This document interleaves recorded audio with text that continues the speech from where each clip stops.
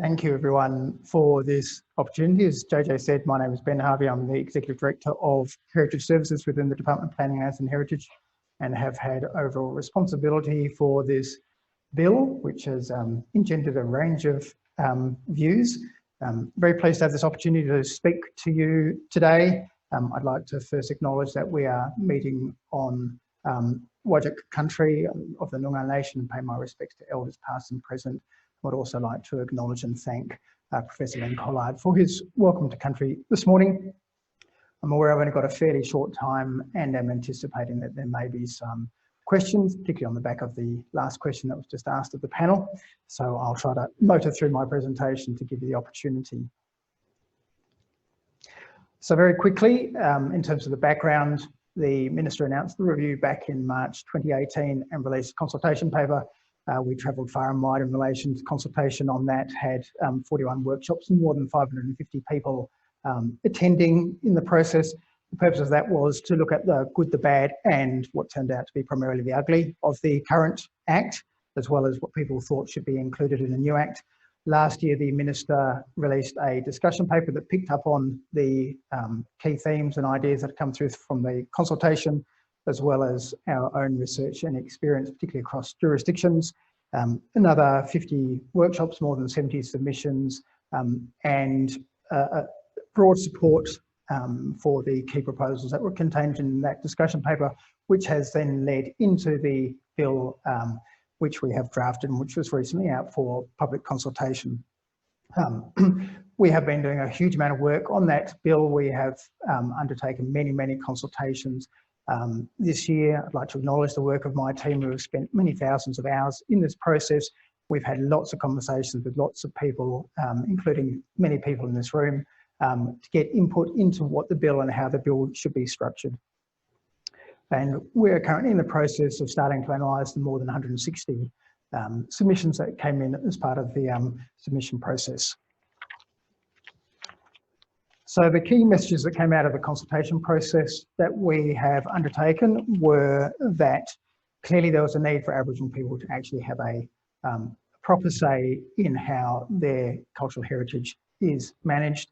Key criticisms of the current Act is that it's outdated, it's inefficient, and it's ineffective in a number of respects, particularly the case in terms of the aspirations of the Aboriginal community for having that say. Key observations and criticisms were that it's not appropriate to have a central base committee making decisions on importance or any thresholds in that respect, and that there's no inbuilt requirement for consultation with Aboriginal people in the Act itself. Clear recognition across the board that appeal rights were highly inequitable and that there needed to be better protection in relation to key aspects of heritage. Many questions, ongoing questions that are raised in many areas around who needs to be consulted. And a clear message essentially coming out of the process was that the current Act is beyond redemption, beyond repair, and that we needed to replace it with a new bill, which is a point that the Minister very strongly endorsed. And also a clear message that with the advent of native title and what's happened to the native title space and with PVCs, that we needed to align with native title as much as we could. So in terms of how the bill meets the various outcomes that were raised through the consultation, the key impetus behind the bill is recognition that Aboriginal culture is the world's oldest continuous living culture, and that Aboriginal tradition exists in terms of handing down that culture from generation to generation that's kept alive through various mechanisms around ceremony and the like. We've broadened the definition of heritage. That was one of the key points raised, that it was too narrow. So we're reflecting that it's a living culture, that it contains both tangible and intangible elements. We've kept the references to places and objects from the current Act, but we've extended it to recognition of cultural landscapes under the clear expectation that we need to look at how places interact and interrelate with each other, and also the need to pick up on ancestral remains. And for those who are wanting to take notes or take photos, I'm happy to make this presentation available afterwards via JJ if people would like a copy. We've got included definition of Aboriginal tradition to reflect that customs beliefs are handed down. And a key theme of the bill is that it's up to the people whose heritage it is who need to make the decision, particularly around what's important and what happens to that heritage. Protection applies like it does in the current Act, irrespective of whether it's recognised on the directory, whether it's included on the directory or the current register. That protection exists, and there won't be any evaluation process under the new systems. There's not going to be an ACMC equivalent that will actually be deciding whether heritage meets a particular threshold, and existing sites as well as lodge places will be carried over onto the new directory and will have the same status. So obviously the Section 18 process is one of the biggest criticisms of the current Act. So that is being removed. The key issues that were identified with that was there no clear requirement for consultation with Aboriginal people. I mean, the department does undertake that process, but it's not actually set out in the Act. There's no alignment with the Native Title Act or Native Title agreements that often do deal with heritage. There's no ability for contingencies where new information may arise. Appeal rights exist under Section 18 only for a proponent, so a land user can appeal a decision of the minister, but no one else can. And also Section 18s don't have defined timeframes, and there's no ability to revoke them. So we are abolishing the ACMC members, which particularly as we've got at least one ACMC member in the room, I'd like to acknowledge that's no reflection on the ACMC members themselves. It's around the concerns that have been raised with us, particularly around the people not from country deciding what is important and what it is cite. We're responding to this by putting in place the council to in effect play a very different role to the ACMC. It's not replacing the ACMC, it's a very new role, which will be much more strategic and with an oversight mechanism in relation to the system as a whole. The role of the council will be to include issuing key guidelines and standards that will need to support the new system. The council will appoint the new local Aboriginal Cultural Heritage Services, the Larks. Its role will be to approve management plans that have been agreed to between proponents and Aboriginal parties, and will have a general role about emphasising the importance of Aboriginal cultural heritage because of the recognition that actually this is a benefit to all of us as a state. It will be a skills and experience-based council. The Act provides, or the bill provides, that the chair must be an Aboriginal person and that preference must be given to Aboriginal people to be appointed.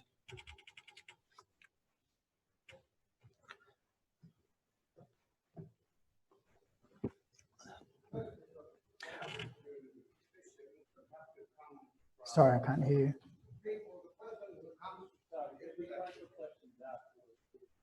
I'll get through my presentation as quickly as possible, then very happy to have a question afterwards.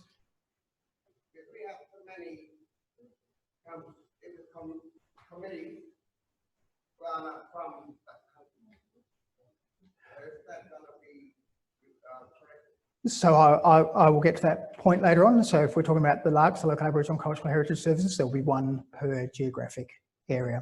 But let me move on, and we'll hopefully cover off on your issues. So in terms of an explicit statutory role for Aboriginal people, this is where impacts to Aboriginal cultural heritage are unavoidable. So the new system focuses on the proposed land use, the level of impact, and reaching agreements on management plans. For low-level impacts, there'll be a notification process that's required whereby the proponent will need to notify the Aboriginal parties about the intent to apply for a permit and provide the opportunity for submissions. The council itself will need to advertise permits just to make sure that no one has been missed out, and submissions can then be made as well.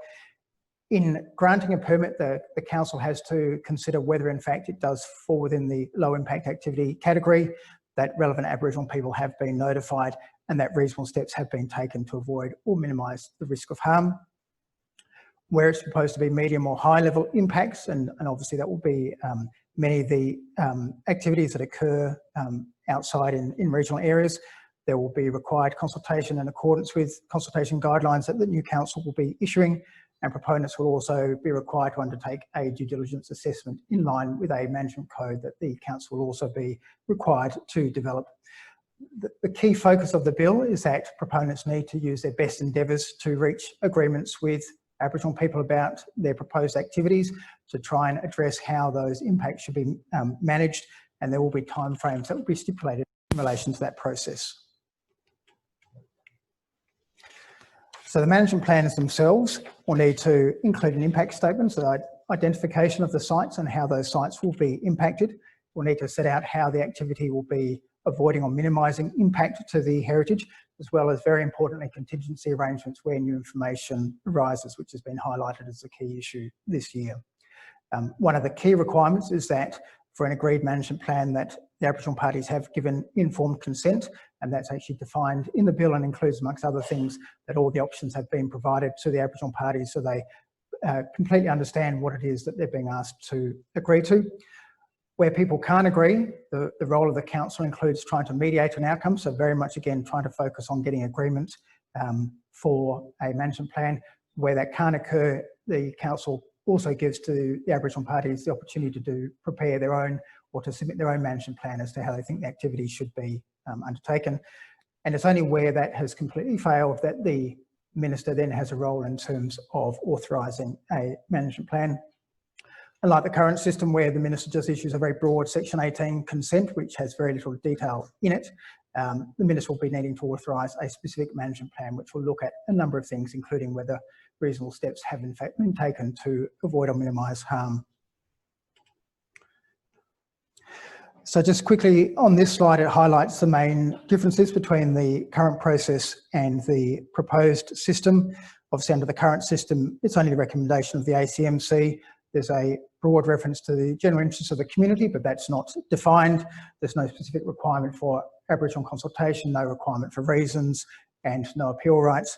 So we're addressing all of those things. There will be a requirement for consultation, reasonable steps to be undertaken to minimise harm. The interest of the state will need to be considered by the Minister, but that's got a definition within the bill. There'll need to be public notice of decisions and reasons given, and then that links into the ability for either party to appeal to the State Administrative Tribunal. In terms of additional protection that was raised during the consultation process, a key one is protected areas. We have currently 80 protected areas in the system, but we haven't been able to declare any since 1994 with the advent of the Native Title Act and the implications of the Future Act regime, and that's because protected areas are vested exclusive use and occupation in the Minister for Aboriginal Affairs. So we're changing that to allow for a broader declaration of protected areas, which we anticipate will open up opportunities for Aboriginal people to put forward areas that they particularly want protected for having outstanding significance. Existing protected areas will also carry across into the new system. There's specific provisions around ancestral remains. If they are discovered, they're not allowed to be touched or removed, and there's a requirement on anyone who has ancestral remains to return them to the traditional custodians. Similar requirement for government agencies in relation to secret and sacred objects. It's not extending to outside of government because of issues relating to private property rights and the fact that people may well have obtained these legally, but we are limiting it in terms of people cannot transfer or sell sacred or secret objects. And there's a general exemption throughout the bill in relation to Aboriginal people who are undertaking activities in accordance with traditional practices. So additional protections that we're putting into the bill, the permit system that in fact regulates low impact activities. This is going to pick up a lot of activities that currently, anecdotally we're aware, don't have any kind of process, but we think they should. So we're particularly addressing that. The Minister has a range of powers that he can now issue, including stop activity orders and prohibition orders.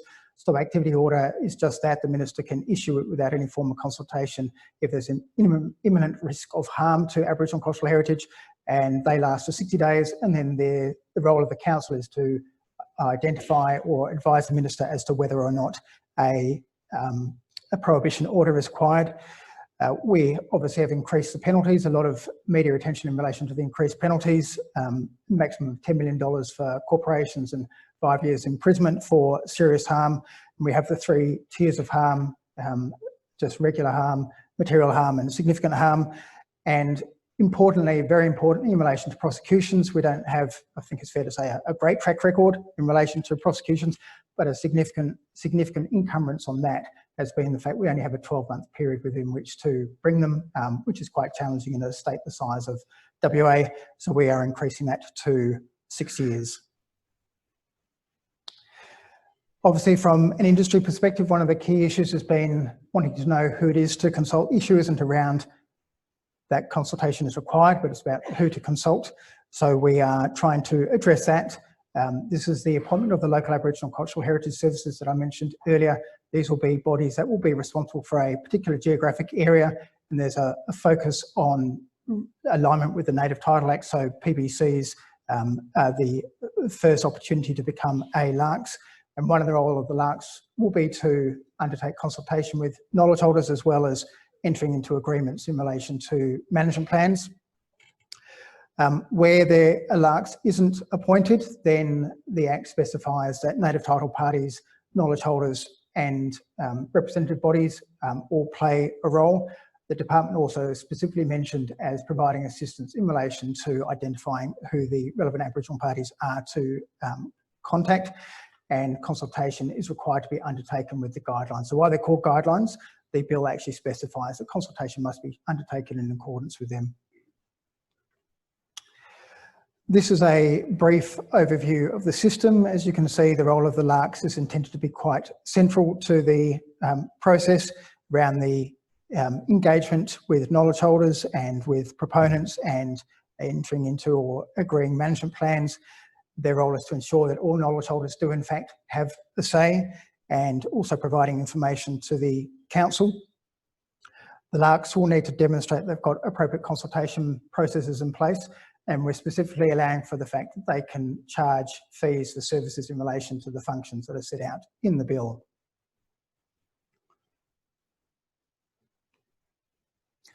Another issue that was raised with us from both sides was that there are a number of agreements out there that do deal with cultural heritage, and that there needs to be a recognition of those agreements. So the bill does recognise that where there are existing agreements, whether it's native title agreements or other cultural heritage agreements that deal with issues under the bill, then they can be relied on, those clauses can be relied on. They will still need to meet the requirements of the bill. It's not an open slather, so if they fall short in any respect, they'll need to be supplemented by additional information or a management plan that picks up the rest of those requirements. Proponents will be required still to use their best endeavours to reach agreement, and the bill, again, very importantly, as again has been highlighted this year, it prevents any contracting out of rights or benefits that are offered by the bill. So we're currently, as I mentioned, going through the 160 odd submissions that we have received to date. One of the key issues that have been raised with us through our consultations is funding for the Larks. That has been raised again by all sides because they do present an important link in the new system, and so that is certainly something that we are considering, and the Minister has made it clear that he recognises that there will be need for funding for Larks. We will also obviously need to be preparing the next round of documentation that's going to assist with the implementation of the bill. So there'll need to be some regulations in relation to the skills for the council and the activities that fall within the 3 different tiers of activities. We'll be having to develop management code that will set out the due diligence process. We'll be having to develop the consultation guidelines and a management plan template, all of which have been requested from us. There'll also be obviously a need once the bill itself has gone through Parliament to appoint a council and to go through that process. That's the end of the presentation. Now very happy to take any questions if people have. On the screen is the website where you can find a copy of the bill and a lot more information that hopefully translates what I acknowledge as a comment earlier on was a complicated thing to read into more manageable chunks. There's a lady at the back there.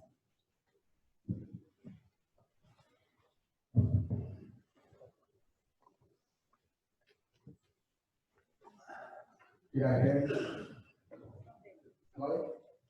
Oh, I've got 2. Oh, there. Sorry, I was. Okay. I see that the draft has there seems to be a focus on managing harm. I'm wondering if there is a place for the nourishment and the maintenance and the preservation of culture.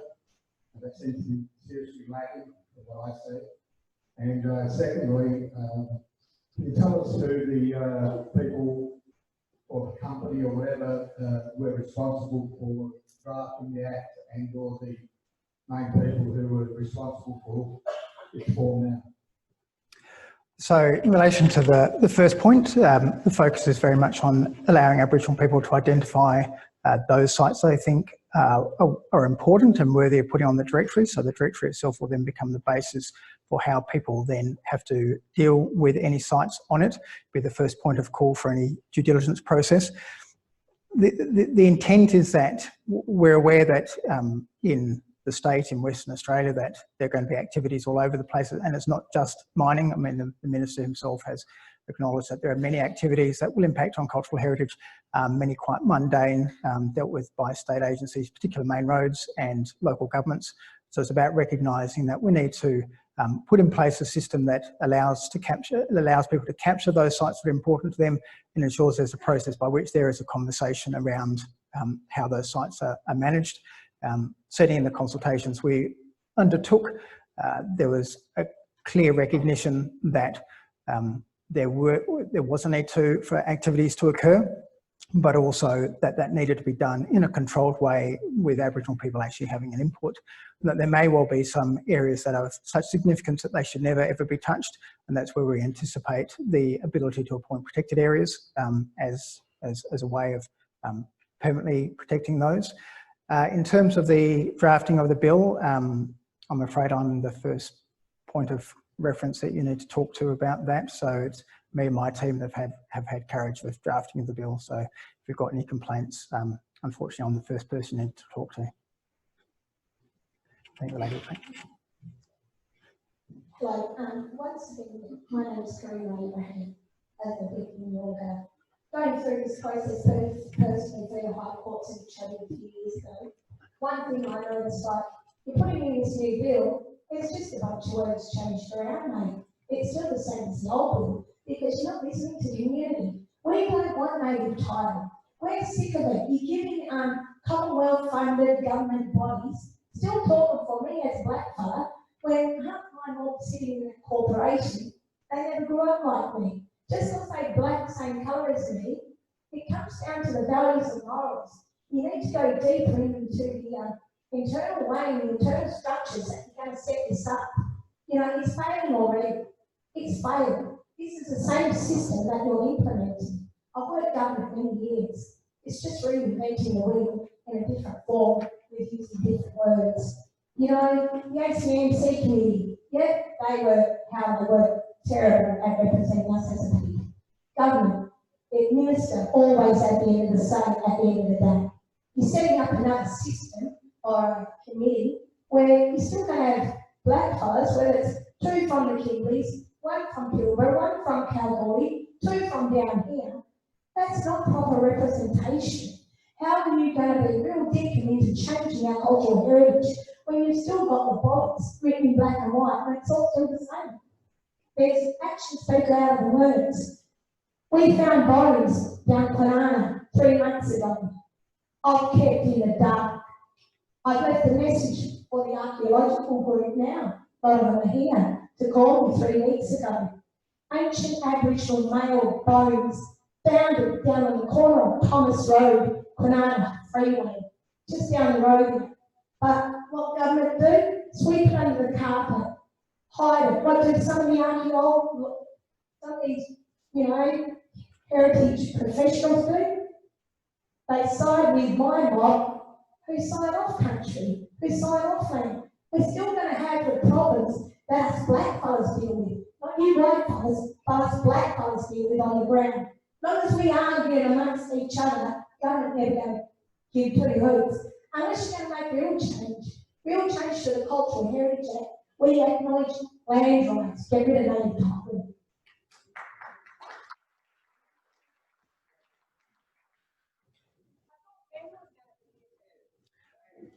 The Minister will be here later on this afternoon. My apologies, you've only got this Ben for the question and answer session now. The real Ben's coming later on.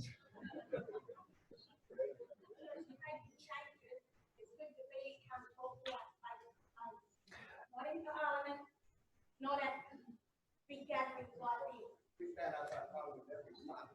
Everybody would come up to read us. political game, it's a financial game. No matter what government is in place, our cultural heritage is never going to be saved, sadly.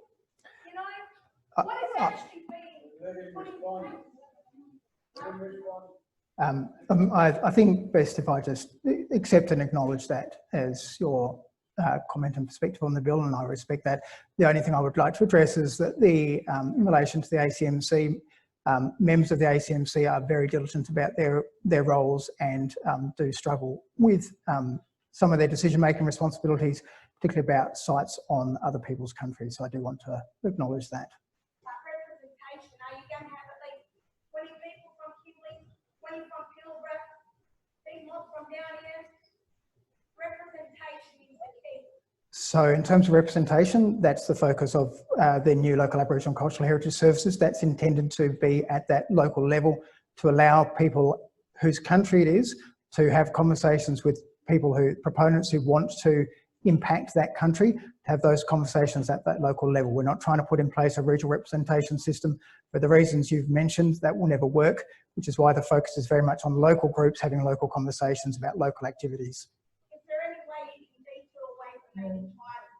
Because native title, the Aboriginal ancestor down here isn't an Aboriginal ancestor for Watcher.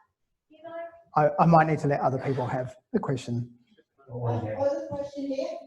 Yep. So I would like to know, who will those Aboriginal people be that you will consult with? Is that working parties of the land councils or in our country anyway? Other countries got other organisations set up, BBCs, Aboriginal organisations. Who will you be actually speaking to in regards to this bill?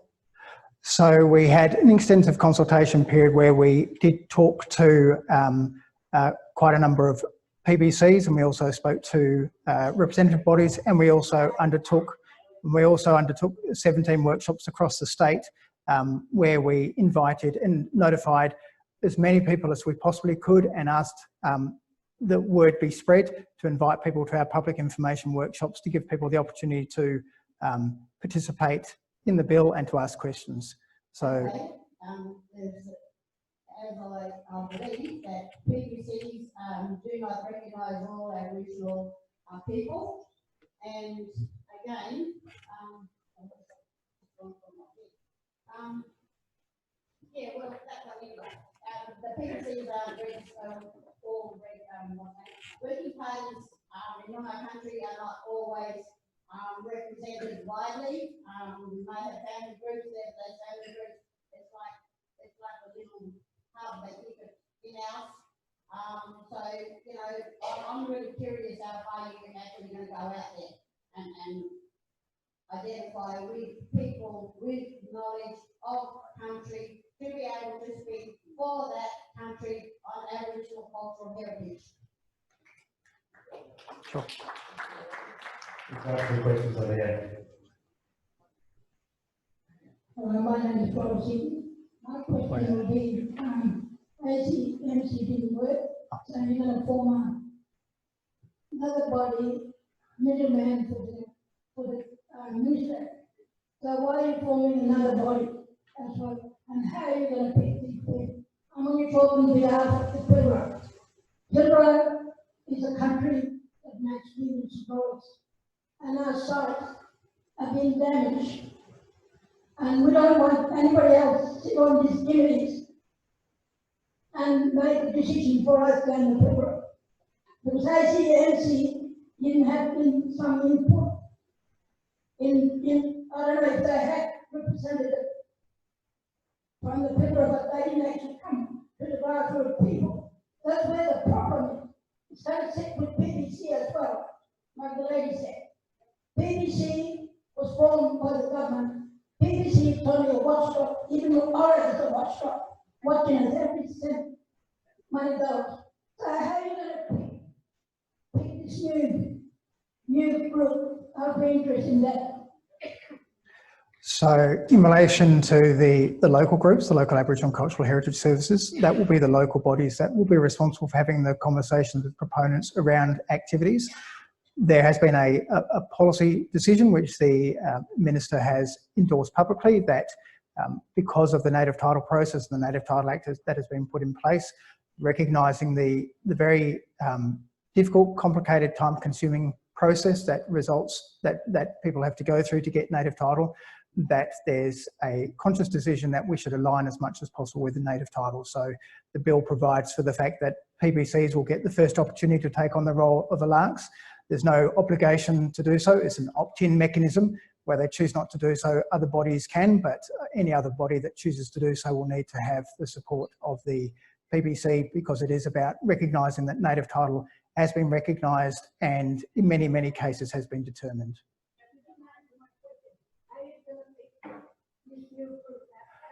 So if you're referring to the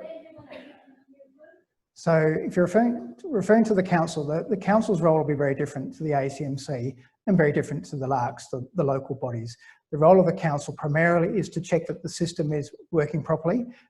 If it can, its role is to assist proponents and the local Aboriginal people whose country it is to reach agreement if that's required. If agreement can occur, then the role of the council is to make sure that all the information has been provided and it's an informed decision. Where people can't agree, then the role of the council is to make recommendations to the minister. The council itself will be a skills-based council, skills and experience. We're very cognizant that it shouldn't just be paper-based qualifications, though, that an inherent understanding of Aboriginal cultural heritage is very important for this new council. That again will be a mechanism, will be an opportunity for people to put their name forward. So it'll be an expression of interest process. Ultimately, the minister will decide that, but the bill does provide that preference needs to be given to Aboriginal people. So as much as possible, we're trying to recognise that Aboriginal people need to have much more of a say in the process than has been the case to date. You know what? The ACA was picked, PhD, and when you're doing an MD. Last month, we got a PhD from my elder. We worked in the back. And how do you wake that up? This PhD was the white people, and this PhD was the Aboriginal people. PhD was the Aboriginal people on the ground. Exactly what happened before that time I could see. People love these people. We don't want somebody else talking to my. Yep, understand that entirely.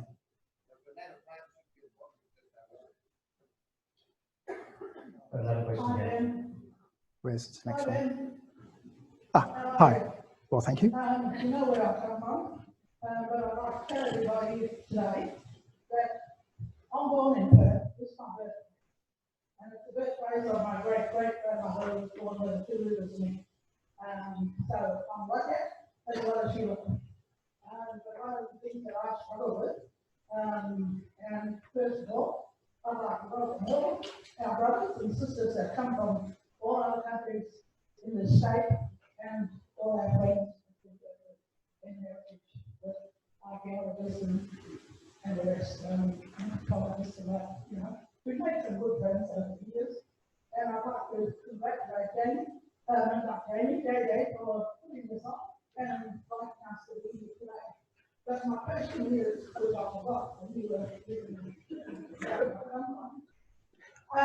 now, with SWOS, we were made to go back and look through. If we didn't know our heritage, we had to find it. So we had to prove who our ancestral ancestors was from our country. And then you have to belong to one of our ancestral ancestors for your area. And at the moment, we've got the Hardwire Wajalas or Wajalas, as they say in other countries, that are running amok in my country, and I'll just about out of touch for them because they are using people, especially men, who have got no political ancestor connection to my country of yours. They are Yamadji and Wobblecap, but they were dragging along because they had older carrots in front of their noses and paying big monies, and they are ruining all of you. So I want to know, and I will put this question to Ben White if he was here, because he's got to acknowledge he comes from Europe, or his ancestors come from Europe too. And I'd like to hear his answer on this. So what is your, because I forgot to ask you this from you up in that country the other day, So what do we do about these people who don't know if the access to connection, or are we just going to do away with it, or what? That's what I'd like to know, because I'm fed up with these whalers that's running around ruining our country because they're doing natural resource with it and they don't give a rat's. What they do, how they destroy it, even going on to land that belongs to the Land Trust, working with UNAS, putting up big screens, which is not the truth of what they're doing on UNAS reserves. So it's just ridiculous on what's happening. And as an elder, I am concerned. They tell me, I mean, my family, we're the oldest, one of the oldest families in Europe, and we are at aging. I mean, I'm 73 years of age, but people believe it or not. And I'm proud, and I'm very excited about my history. Because if Sharon was here today, Sharon and I, we share one of the problems in the country. I'm his great-mother, great-grandmother, and she is his grandmother. So, you know, I've got connections to Sharks Bay. I've got connections to Babylon. I've got connections down here to Lower Kent. But I don't need to be with those countries because I respect where my grandparents come from, and I will work with those people and acknowledge them as my family, but I will not go and enter onto their country without being asked. That's how I got right, and that's how I grew up, and that's how things were passed on to me. And the speaker this morning, I was very impressed with what he said. You feel it when you step over that line and go into another man's country. It's in us. It's our spirituality that tells us that, and our heart that tells us that. And I believe in that 100%. So I'd like to know, what are you going to do in this sort of thing? People who can't speak for country, who's doing things on our country. And I bet that's a lot. But thanks for listening.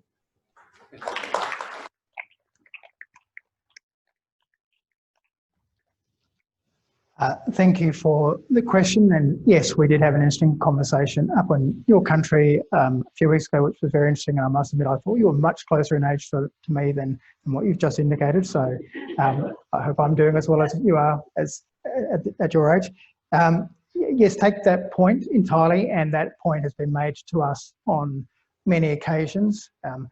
One of the key mechanisms is around putting things on the directory. So it's up to knowledge holders to identify things that need to go onto the directory. There's not going to be, as I mentioned, an evaluation process. There's not going to be an ACMC that evaluates as to whether or not it passes some kind of arbitrary threshold of importance or significance. It's your heritage, it's your country. If you think something's important and it should be on the directory, then that's what can occur under the new system. If you're identified as a knowledge holder, if you've put something on the directory and you're a knowledge holder, then the new system will require that you do get consulted in relation to things that happen in relation to that country. The broader question around the decision making, again, this comes back to the somewhat contentious issue around PBCs and in the Southwest, the regional corporations.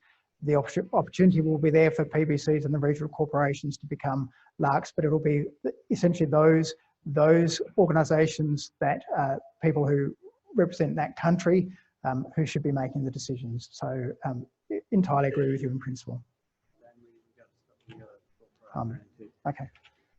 Thanks very much, Ben. Look, any further questions, then it's going to run hard. Just take it out there. Just take it out. No, we're not finished. We are coming back.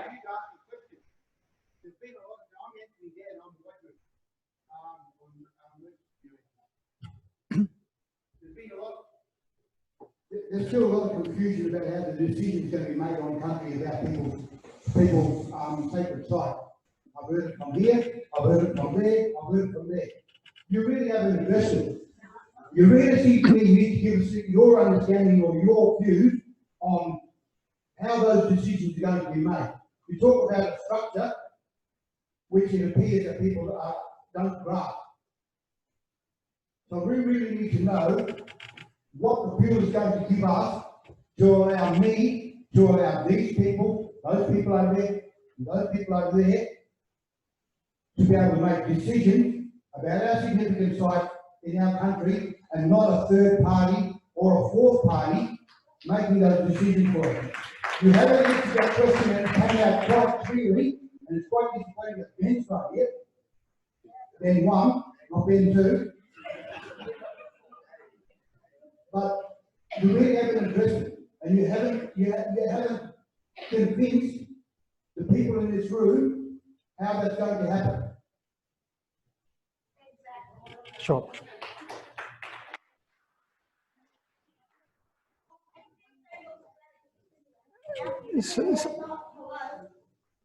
You have not addressed, it's all about PPCs and native title. PPCs necessarily do not have knowledge holders within their structure. So how are you going to address that? You can get rid of it. So where,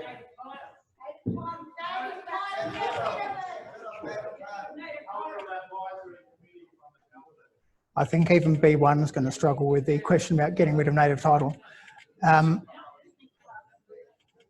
There is, as I've said, there is a recognition around the alignment with native title, so I appreciate that lots of people disagree with that in terms of how the process will work.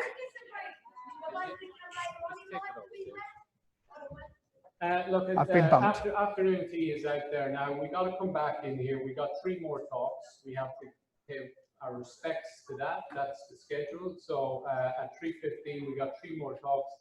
Minister Ben White is coming here at 4 o'clock, so plenty more time for that discussion. We've also got a panel discussion afterwards. So we're going until 5:15.